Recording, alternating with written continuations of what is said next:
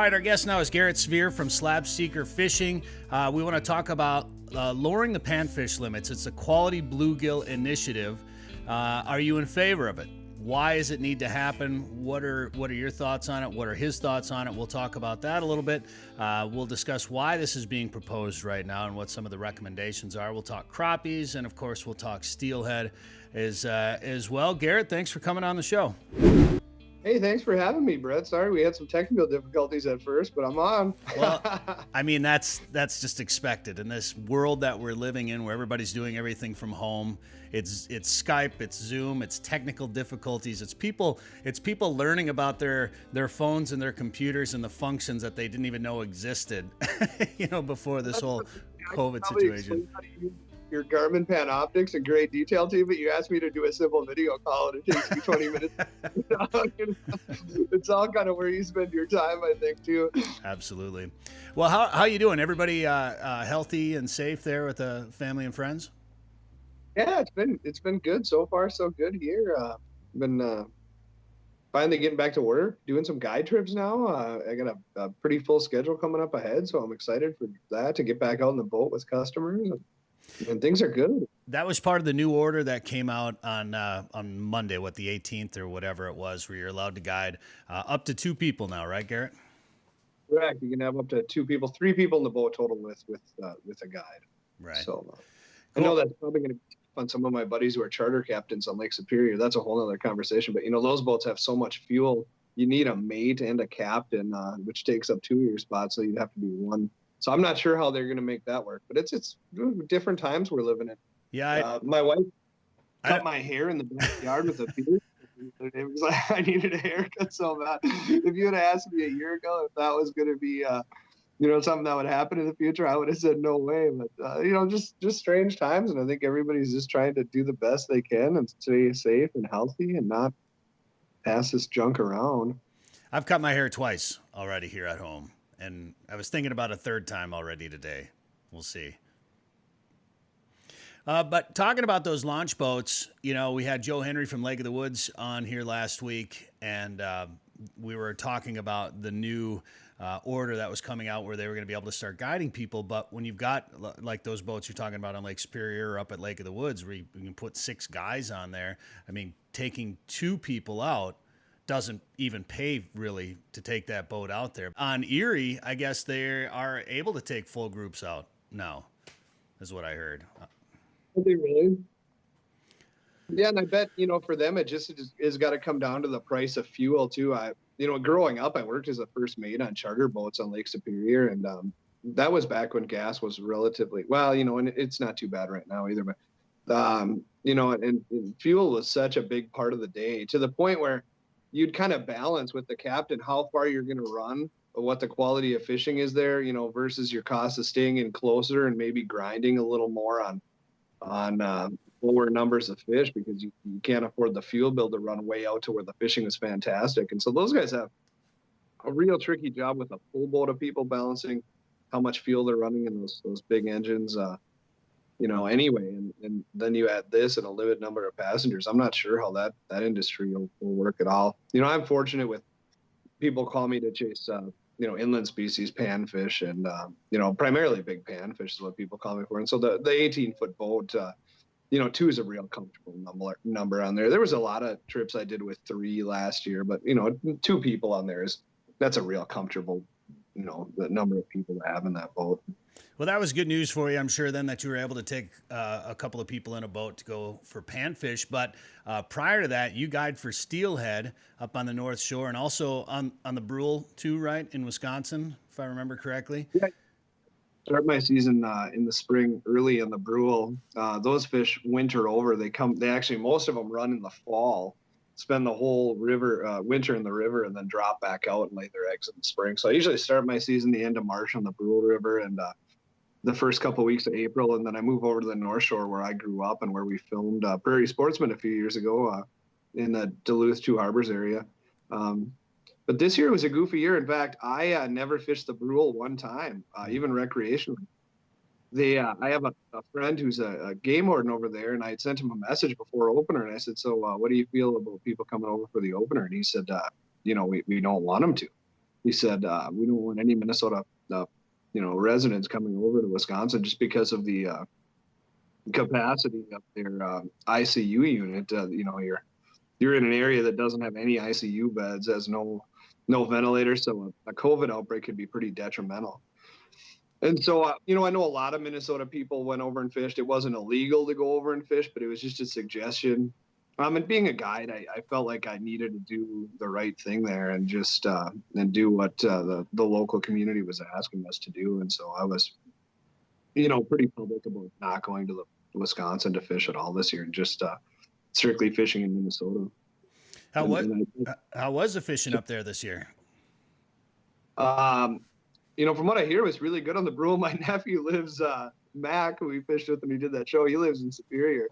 And so for him, that is his backyard. That's a 20-minute drive. He doesn't have Minnesota license plates. He's got Wisconsin plates. And so he spent a lot of time over there. And of course, sent me pictures of all the fish he caught.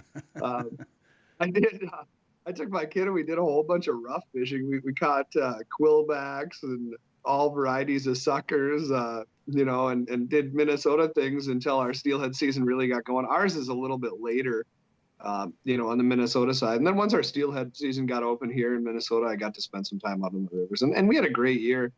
One thing is my wife and I hadn't had a chance to really steelhead a lot together since we had been dating years and years ago. And this year I spent a bunch of time steelheading with my wife. She had her best season maybe ever. I bet she probably landed 40, 45 steelhead this year. So. Holy smokes. Get out of here. So, it's been a long time since I got to log that many hours on the water with her. Just usually I'm so busy working that I don't have a lot of time to fish for myself or with her. So, but this year we made time to go and just chase fish for the sake of chasing fish. And it was fun.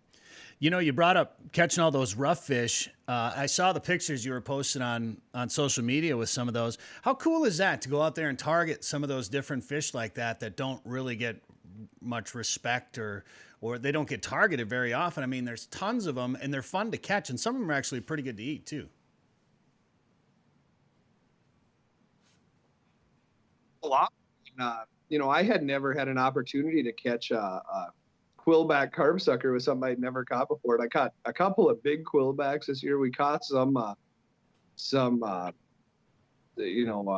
short nose red horse, some big ones that I never caught anything that size. We caught some cool fish this year that I'd never really had an opportunity to do that in the spring. And so we did quite a bit of that. My son had an absolute blast. It's real conducive to taking your kids out and doing that kind of thing. The water, isn't nearly as treacherous as steelhead water, and you can do it on some smaller creeks, and he can do all the casting and reeling everything in himself. And I talked about steelheading a little bit this year too, but steelheading is so technical. It's really tough for them to succeed at it because it takes a lot of mending and keeping your line out of the water, and then sometimes getting to the best spots is something that it's tough to get somebody to when you have to carry it. Well, you've been there, how that can kind of go even with camera equipment.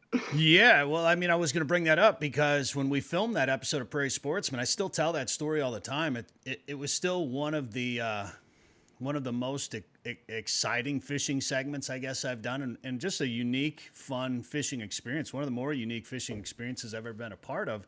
And when we went, it was just kind of drizzling in the morning. And as we were filming and fishing, we were kind of going up the river. The rain got harder and harder, and all that runoff came down into the river that we were fishing, and it raised, I don't remember how high, how much did it raise that water up there that day, Garett? It went up several feet, and what was happening was it's not that we got that much rain, but the rain that we got melted that much snow, and the river came up that quick. And we got ourselves, kind of in the middle of the river, like to that point of no return where it was equally as far to go back down where we started as it was to go up to the top where we intended on finishing. And we, those last couple of crosses were kind of hairy trying to find the right spot where we could get through, especially with carrying expensive camera equipment. And that's something you always have to be vigilant for when you're steelheading too, and you get precipitation, is that runoff can come on really quick, and those rivers can come up faster than what you think, so that's something to always pay attention to. And we were safe that day, but it went a real easy cross to those spots. We were like, wow, I hope we can get this camera gear across without getting it. Well, that was just it. I mean, there's a couple of times you cross and like, it's pretty easy once you get out here, and you'll get your footing, and it's not as bad as it looks. I'm like, well, I got like $8,000 worth of camera in my camera gear in my backpack right now. So if I stumble at all, even if I don't fall down, if I just lean into the water, I'm going to be in trouble. Not just the camera gear, but losing all that footage. And we had that Lance, the freelancer, with us. And that was all his own personal camera gear. That wasn't even Prairie Sportsman's camera gear. So I was like, oh man, we hired this guy to come up and film for us, and we're gonna end up dumping all his camera gear in the water. So yeah, it was fun. We caught fish. We caught some steelhead. I mean, that's the first steelhead I ever caught, a big one. It was beautiful. I think that picture barely does the colors on that fish justice, Garett. I love it when they get like that, when they start to get kind of that crimson kind of purple color to them. Those are my favorite. That's a beautiful fish. That's when they're real fresh and just came in from Lake Superior. And then as they've been in for a while, they get darker and darker, and they get, kind of that rainbow trout look to them. But I love when they're bright silver like that. In fact, you'll hear them complain when they catch a dark one up there, like, I wish it would have been chrome, And I'm not much of a fly fisherman. I've dabbled a little bit here and there, but you kind of introduced me to even another style like fly fishing, basically with a center pin reel. Is that right? The center pin is just a big line holding drum, kind of the original fishing reel.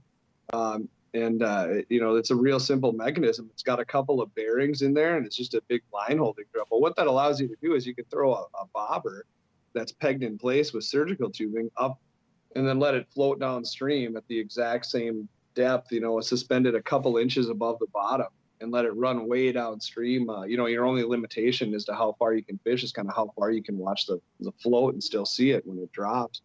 And that's a real effective way to fish. You get, real natural drifts. You're not hung up on the bottom all the time, like when you're bouncing around with split shot on the bottom. And, it kind of allows your bait to move the same speed as the river current, which is the speed that the fish are used to seeing things move past them. And that's really the key to steelheading, is getting your drift, what they call a dead drift or a drag-free drift, so your offering is moving the exact same speed as the current in the river. If it's moving faster or slower, those fish are really good at recognizing that, and they'll get out of the way instead of hitting it. And you can actually, when you're sight fishing and the water gets more low and clear, you can see you get a bad drift in the fish. You move him right out of the lane that he was in. Then you get a good drift, and he just slurps it right up quick. Gosh, that day, I mean, it was tough fishing that day, and we caught a couple of fish. It was tough fishing, and right away you hand me the center pin. I'm like, oh, what's this? I have no idea what I'm doing, and I hooked into a fish immediately, and then of course lost it because I had no idea what I was doing. Right. Yeah. 5 minutes into your first drift, yeah. But that's the way she goes. And we could sit here and talk steelhead all day because that was a lot of fun. But I want to talk panfish in this new Quality Bluegill Initiative. I've never been, full disclosure, I've never been a big bluegill guy. I catch sunnies off the dock when I was a kid, and then you move up into bass and pike, and then walleye, and now I'm a freak about lake trout and stream trout and whatever. But I'll tell you what, I tell this story all the time too. A couple years ago, I ended up catching a 10.5-inch bluegill through the ice. And yeah, and I knew, like, I was fishing with a camera, and I watched it bully its way past another bluegill and came up and just smashed my jig, and I could see that it was a nice sized one. But until you see your rod double over like that, and you set the hook, and then you realize, oh, okay, this guy's got some shoulders. And when I saw him come up in the hole, that's when I had my first real look at how big that fish was and how it was filling up that hole. I went shoulder deep. To scoop that thing out of the hole in the ice there to make sure I didn't lose it. And I got pretty excited about a bluegill for the first time, and it helped me kind of realize what the attraction to some of these big bluegills are, and just the fight that they put up, Garett. Yeah, absolutely. And, a fish like that is a pretty special fish. I remember hearing Al Linder talk when I was really little, and, he talked about how in fishing everything is relative, and a bluegill that big is every bit as rare as a 30-inch walleye, and maybe more so in today's times to catch a 10.5-inch bluegill. It's probably more challenging than to catch a 30-inch walleye, the way our panfish are kind of going here in Minnesota. And that's why this initiative has been so important to me. I've always been really passionate about big trophy bluegills. That's my favorite thing in life, is to get on the DNR Lake Finder site and look for lakes that have these, the potential to grow these giant fish, and then to go check out the lakes and see what you can find in there. And most of the time that's a losing proposition. You get there and you're like, I never found the quality of fish I thought this lake had, but it's just exciting to go out there and try. And then once in a while you hit them. I've got a replica of a bluegill on my wall in the basement that's just shy of 12 inches long that was caught in Minnesota on public water. Wow. Anybody to. Last year I had customers catch fish up into the 11 3/4 inch range, not quite 2 pounds, but just, 2 pounds has always been the goal for me, but it's been just shy, a couple ounces shy of 2 pounds. Like I think a pound 14 ounces was the biggest bluegill I've ever. Jeez. Those fish, something that's always been really important to me. And I've always been kind of vocal to the DNR about we need to do something to better manage our panfish resources. And a couple of years ago, they came out with these panfish work groups. And I think because of how vocal I always was, I was kind of on the short list, somebody to contact to see if I could volunteer and help out in this panfish work group. And so I've been on this work group for 3 years now, and we've been trying to get something to protect, some of the panfish in the state of Minnesota. We originally had looked at doing a statewide limit reduction, and the DNR shot that down. They said that, they won't get public support on a statewide reduction in panfish limits. And so we came out with something a little bit different with the biologists called the Quality Bluegill Initiative. And we've been working really hard to try to get this thing to go through. And we're really seeing some positive strides now. It won't obviously be for every lake in Minnesota, but what we're going to do is have a handful of lakes in Minnesota where we're going to go to either 5 or 10 fish limits. Hopefully, if we can get public support. What the biologists in every area in Minnesota were asked to do is to submit a list to the DNR of lakes that they thought had the potential to grow these giant bluegills. Lakes that in the past have been known to produce these fish, and a lot of it with bluegills is genetics. So lakes that have the proper genetics, the right mixture of fish. Every lake can only support X inches of fish. So you either have, 1,000 fish this size or 10,000 fish this size. And so the lakes that have the right balance of a low enough population density to pull this off, and also lakes that have the proper genetics. And from all the studies that we've done, it's shown that by doing that, by having a 5 fish limit, we can actually increase the size of the bluegills by just shy of 1 inch. Oh, really? By everything is going to probably grow about 1 inch larger by reducing the bag limit to 5 fish per day per angler. Interesting. A 10 is so that's the 5 fish limit is kind of the size increaser limit. The 10 fish limit is another option in the toolkit that some of these lakes will maybe receive. That's kind of the size maintainer. So a lake that has really nice quality, a lot of 9-inch, some 10-inch bluegills. But the harvest doesn't seem to affect it quite as much. It's not quite as cyclical. Some of those lakes are going to be up for a 10 fish limit, which will kind of maintain that size and allow us to keep some of those good big fish male genetics in the lake, and sustain some of those fish for the future. And I've always been passionate about this being, I love to chase big bluegills, and my son, he's 5 now, and he's recently got really excited about pan fishing, especially, during COVID. Him and I fished every day during this, for crappies and bluegills. And it's just nice to think there'll be places where he can go out and, pursue some of these real trophy caliber fish in the future in Minnesota. And, this is a regulation that'll affect every lake. And I posted something on Fishing Minnesota this week on the Facebook page and about an interview that the DNR is asking anglers to participate in on WJON News. And I'll send a link to you so you can put it with this if you would too. And some of the anglers on there were pretty concerned, like, well, they're going to do this on every lake in Minnesota. And no, that's absolutely not the case. I could get you the exact numbers, but we're looking at a real small number of lakes in Minnesota. Only lakes that, we think we could either maintain the size of the really nice bluegills that are in there with a 10 fish limit, or increase the length of the bluegills in there with a 5 fish limit on lakes that have been known to produce really trophy caliber fish in the past. Well, we should mention that the limit right now is 20. So 20, reducing that down. What's that? 20 per day and in possession. Yep. Right. And reducing that down to 5, obviously you're going to have some anglers going to be like, well, wait a minute. You know, I like to eat bluegills. I like to eat sunfish, and 5 of them is not really going to get much of a meal for me. I'm assuming you're hearing that quite a bit from some of these anglers that are opposed to this idea. Yeah, you know, surprisingly, not quite a bit. The vast majority of the anglers that I talk to about it, and it might be, you know, the people that I'm talking to, but they really support it, and it's something they really want to get behind. But there was some concern on Fishing Minnesota the other day about how, you know, if they want to go out and keep some fish, what are they going to do? And that's something that I just really wanted to echo with this is that, you know, I could get you a list of the exact lakes even that they're proposing this on, but it's a small number of lakes. You would still have, out of the 11,160 some lakes we have in Minnesota, you'd still have over 10,000 of those where you could go out and harvest a full limit of 20 bluegills. Well, it was pretty interesting. I went and looked at that survey on the DNR website that they're asking anglers to participate in, and then they've got some graphics and some more information about why this initiative is out there and what the proposal is meant to do.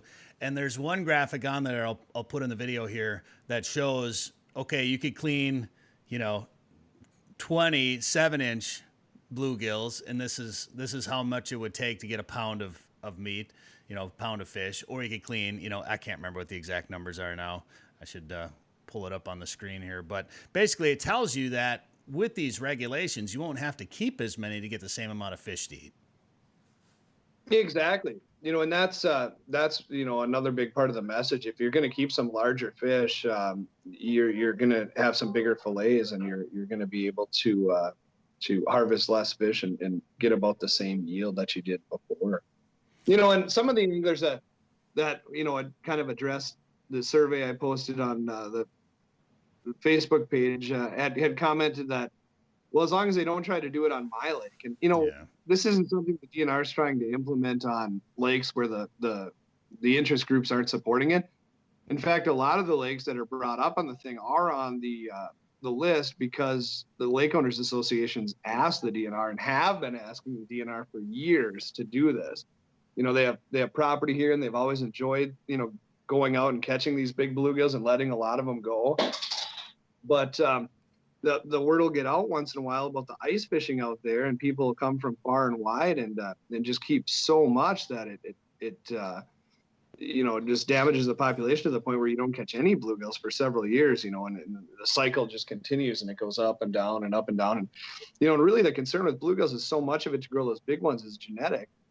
If we take out too many of those big males, irreversible damage could be done that could never be fixed. Once you take out, you know, those good genetics, it's a concern that once they're gone, it might not be able to be repaired. So just to set aside a few lakes for the future where people can see. And if you look at the size of our state record bluegill in Minnesota, I even wonder now if, you know, we'll ever see a fish that size again. How big is it? Because I got to look right now. It's big. It's over 3 pounds. Holy smokes. You know, and those fish are, as much time as I've spent chasing big panfish and rumors and DNR surveys, I've never seen anything, and even 2 pounds above a pound, 14 ounces. So when you think about it, what's going to be the future in 10 years? A 1 pound bluegill, people will laugh at you and say, wow, you never caught 1 pound bluegills. You know, those things don't exist. So apparently the state record bluegill was 2 pounds, 13 ounces caught in 1984 in Hubbard County. Hubbard County, that's correct. 2 pounds, 14 ounces. That's right. Yeah. So I have a couple of questions. Explain why it's important. Like, how long does it take to get for a bluegill to reach that 10-inch mark? I think people will be surprised of how long it actually takes for them to get that big. It's about an inch a year in Minnesota. You know, even on lakes that have incredible growth rates, you know, your 7-inch fish are, you know, a lot of times 5 and 6 years old on lakes with really good growth rates. But the average is about an inch a year. So those 10-inch fish are around 10 years old. And what happens when you take one of those big males out? A lot of times a smaller male will kind of assume the role that bigger one had, right? And that's where you could lose some of those big genetics. Right. You know, and that's the other part of the equation too, is not just genetics, but spawning at too early of an age. So those big fish do a really good job of chasing those small bluegills off of the spawning beds. And so genetically, the fish have to grow bigger if they want an opportunity to spawn and to have offspring. And so you take out too many of those big fish, and what you start to see, and this is kind of how stunting begins, you start to see fish spawning at a smaller size and then an earlier age, and then you end up with these stunted populations of fish. So those big fish are important. Those big males, especially, are important for a couple of reasons. Genetically, they have better genes, and they're going to produce bigger fish. And also, they do a great job of keeping those small bluegills off of the spawning beds until they can stand up for themselves and are big enough to. So that gives them a biological reason to grow big instead of staying small. Once they've spawned, I guess they kind of lose that biological reason to grow large. And that's why we see stunting in some lakes where you can have, they've done surveys on some lakes and they found 7-year-old fish that are, only 5-6 inches long. They're not even an inch a year. And it's because of, fish spawning at too young and too small of a size. When you brought up that research showing that reducing a bag limit to 5 fish could increase the length of the fish on that lake by an inch, where did that research come from? I think it's like 0.7 inches, just shy of an inch. I can get you a link in there too. I got that from the fisheries biologist, and actually he does a pretty nice video I can send you too that kind of explains a lot of where they got their research too. Is that the Angling Buzz video that's going around? No, this one was actually done by the DNR biologist on WJON. I can send it to you right after the interview. He does a pretty nice job of kind of breaking down the maintainer regulation versus the size increaser regulation. And, we've got the benefit that Wisconsin has done some of this. They implemented some of this about 1.5 years ago. And so we've got to kind of look at some of their data too. And then the other part of this too is having some of these experimental regulations on a handful of lakes is going to give us more information and more data as well. Right now we're dealing with kind of a limited amount of data, but if we can do this on these lakes, that'll give us more stuff to look at in the future and say, wow, this really worked. Or if for some reason it doesn't, even though most people believe that it's going to, we can say, well, that didn't do anything. Maybe there's something we're not factoring in here. So right now you can go on the DNR website, and we'll put the link up here with this video too, and take the survey, and it tells you, it gives you lakes to choose and pick from, or if you have a specific comment about a specific lake you want the DNR to know about, you can do that. And like that video, he talks about, hey, we don't want to ram new regulations down every angler's throat on every lake in the state. They want the anglers, the fishing public out there, to be a part of this process. So Garett, once people take this survey, obviously they're going to compile all the data. When do you think we could start seeing the results or some action resulting from this survey? Well, it sounds like, and to touch on your last point too, that, yeah, this absolutely isn't something. I've sat through a bunch of meetings, and this isn't something the DNR is doing for them, or they're doing it because there's a lot of us out there that have asked them to do this. There's a lot of people like myself that are guides. There's a lot of people that are just real passionate panfish anglers. There's a lot of lakeshore owners associations that have asked them that, and told them that we need to do something. And that's why the whole work group was assembled, and we've tried to look at this. Like, with black crappies, we haven't really, done or looked at anything, because I think everybody feels as though 10 is about right. They're a faster growing fish. 10 doesn't seem to affect the population. We seem to be, doing fine with our crappies, but there is definitely a problem with our bluegills in Minnesota. And a lot of people, want to see something done on a handful of lakes at least. I guess the next step would be that they're going to have input meetings this fall for every county. So if you live in Otter Tail County, if you live in any of the counties that are going to have some proposed regulations, they're going to have a public input meeting. The list of lakes are already out there. They're published, and I could give you a link to that too. They're kind of published in different sources based on the county, but they're going to have meetings. And if it's something you're passionate about, and by all means you think it's, a lake that you don't think that should happen on, that's the time to come and speak up on it and say, I don't think this is the right lake for that. And, we want to be able to still harvest 20 fish on this lake. But I think what we're going to see is anglers coming out and saying that they want to see this and they want to, start to either maintain or increase the average size of the bluegills on lakes, especially where they have property.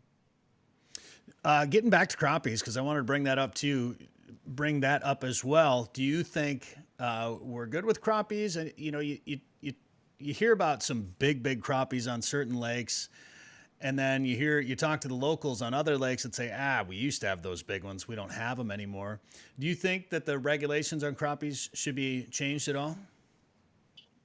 No, I personally think 10 is about right on those fish.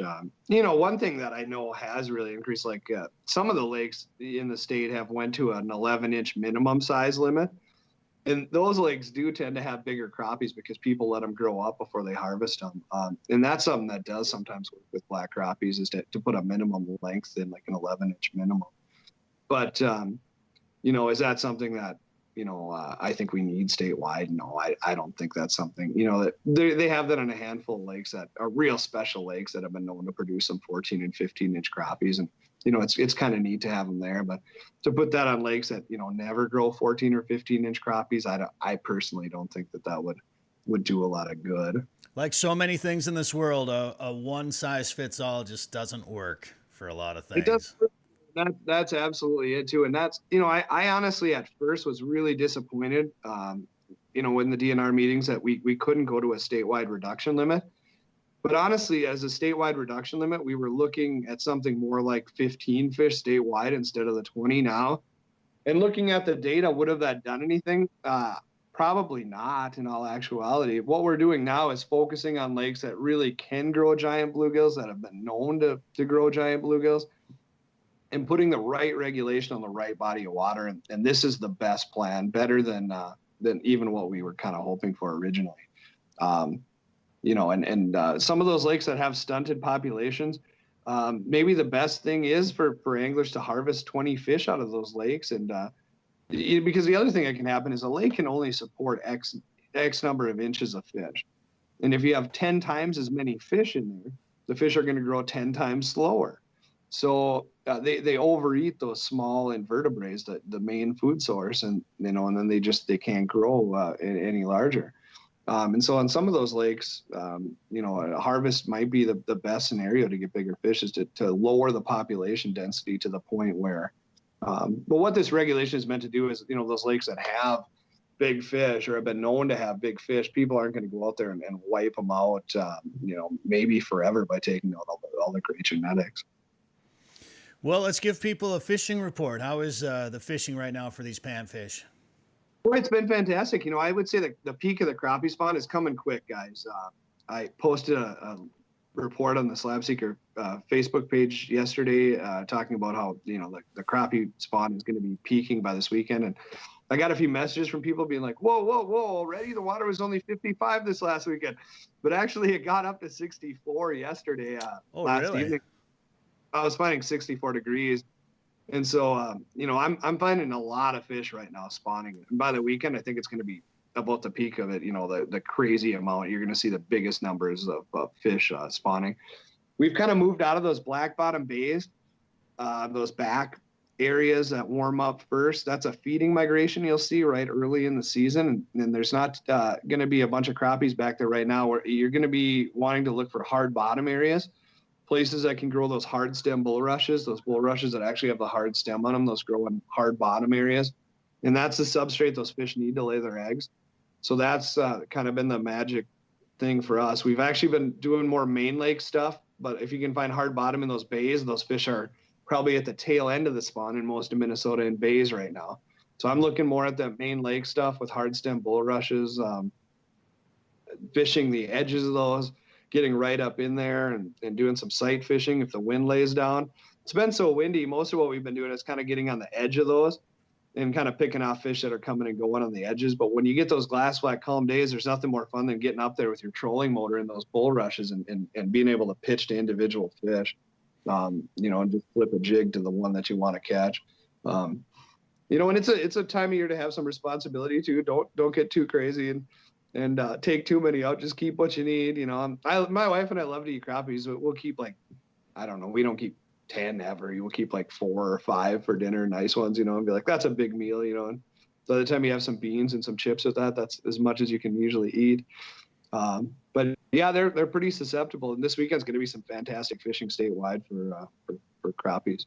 I know they're talking about some storms, but with this warmer weather that we got this stretch of a week of warmer weather, it is going to warm that water temp up. I fished yesterday and it was 55, but I think we're going to see those mid 70s and 80-degree temps around here. I think you'll see that water warm up quite a bit. I'm anxious to get out there and chase them. I spent 7 hours on the water yesterday and I missed 2 fish. I didn't put anything in the boat, so I've got to get back out there. I've got some revenge to exact on these fish.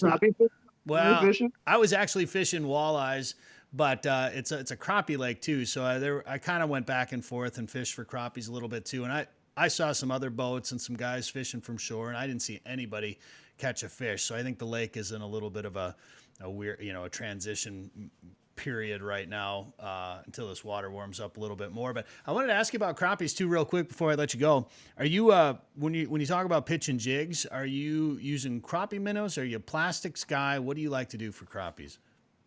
Mostly plastics. It depends on the lake. There is one lake I fish a lot, and it's got giant crappies. I took my wife and my son there last Saturday because I knew it was going to be busy. It was a beautiful, flat, calm day, and I wanted to go to this backwoods lake just so there wasn't a bunch of people. Just kind of a mellow day with the family. But I warned them going into it that this is a lake that we're probably going to catch 5 or 6 crappies, and that's it. I mean, it's a tough lake, but they're 14 plus inches when you catch them out there. And on that lake, it's so gin clear this time of year that you do need crappie minnows. And so my wife was kind of shocked that I had to go and buy crappie minnows before that. But, for the majority, that was the first time all year I filled my minnow bucket. For the most part, I just use plastics. And crappies I always say, versus bluegills that'll sit and inspect a bait, crappies are dumb. I mean, they have big mouth and just grab it, And so usually you can trick them real easy with plastics. And I carry a variety. I use a lot of Northland plastics. Bobby Garland makes some really nice stuff. When I'm fishing in those back bays, it's usually kind of a bobber thing, like rocket bobbers, and you bomb those out there to try to get away from you because you're only in 3-4 feet of water a lot of times. Get them as far away from the boat, and then work them back slow. Mm-hmm. Now that we're fishing more main lake stuff, I'm fishing a bigger jig and a bigger piece of plastic that I can get down a little bit deeper and no float. I'm just pitching those up to the edges of those bull rushes or days that I can get up there and see where the fish are. Getting right in there and looking for fish, and then kind of flipping the plastic to them. Other jumpers are really good. Bobby Garland's making some awesome stuff. All the Northland stuff is really my go-to. Those mini smelts, that's kind of my go-to. But there's a lot of great options out there in plastics right now that you rarely have to spend time. And it's quicker too. Just the amount more fish you can cast to, and versus having to dip your hand in the minnow bucket. Mm-hmm. Yeah, I'll tell you what, I got real spoiled growing up at our cabin in Northwest Wisconsin. It was a pretty good crappie lake, no giants, but you could find plenty of eaters. And we would just slip bobber fish with little tube jigs. Like a red and green tube jig, and just the same thing, cast it out and just work it back real slow. And I mean, we'd catch our fish no problem. But the problem with that is you never try any other type of presentation because you have one that always works. You never try any other lake, so you don't really grow as a fisherman very much or learn new techniques. But you have a lot of good fish fries. So, and that was the same thing for me. That brings up a good point too. Not guiding this year. Like I told my wife last week too, she's like, do you go to this lake a lot? I'm like, I do not go to this lake a lot. When I'm guiding, I need a layup shot. I need a lake that's going to produce plenty of fish to keep everybody entertained. And where this year I really got to experiment and get out of my own comfort zone a lot because I didn't have to produce fish every day. We had some tough days. It was my wife and my kid and I. It was fine. So, we looked at a map and hit some bucket list lakes that I've wanted to hit forever, but it's definitely not something you take, somebody on when they're paying you to find fish. Right. Go to your layup shot lakes that are going to produce. So it was fun, and I think I grew as an angler this year. I put a pan optics on the front of my boat this year on a pole. It's a pretty cool situation. So it's mounted on a pole, so it's independent of my trolling motor, and I can scan with that pan optics. And we got pretty good at finding fish on lakes that we had never been to before. And finding them quickly, within 20 minutes, we were able to kind of scan. Oh, here they are. We found them, and catch a few of them. I think it's a game changer for sure. So it really is. Running the first generation, I don't have the live scope one, but even that first generation, just a regular, it's next level. Just to be able to watch the fish move like that. Well, I'd love to borrow that from you for the next couple of months, if that'd be cool. So you can just send it over. That'd be great. Garett, I appreciate the time here on the show. If people want to come do some fishing with you, have you take them out on a guided trip, where should they go to get more information? My schedule's a little bit of a mess. I'm in rescheduling mode here, but yeah, absolutely. Give me a call. I'm getting things straightening out, and I'm getting trips rescheduled that were canceled due to COVID and my early season panfish stuff. But yeah, my website is slabseekerfishing.com, and my phone number is 320-428-5174. And we have a Facebook page too. It's facebook.com/slab, like a big crappie, seeker fishing. Very good. Garett Svir, thanks for the time here on Sporting Journal Radio. Hey, thanks. Thanks for having me on. Appreciate it.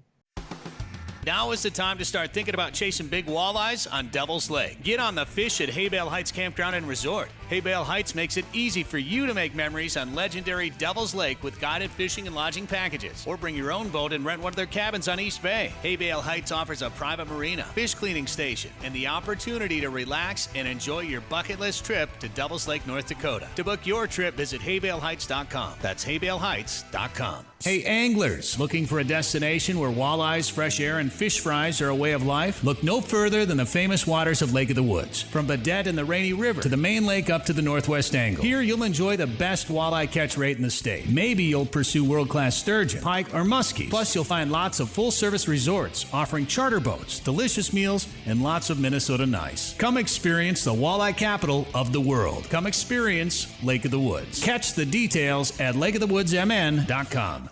If trophy lake trout and monster northern pike are on your list this summer, book a trip to Tasman Lake Lodge in northwestern Saskatchewan. Everything from numbers to big fish. See pictures, videos, and more at TasmanLake.com. This is quite the fishery. Our 5-star chef will feed you well after a day of chasing giants on Tasman Lake. Dream come true. Get rates, dates, and more of what you can expect. It could be the best fishing you've ever had in your life. At TasmanLake.com. That's TasmanLake.com. Tasman Lake Lodge is a proud partner of Tourism Saskatchewan.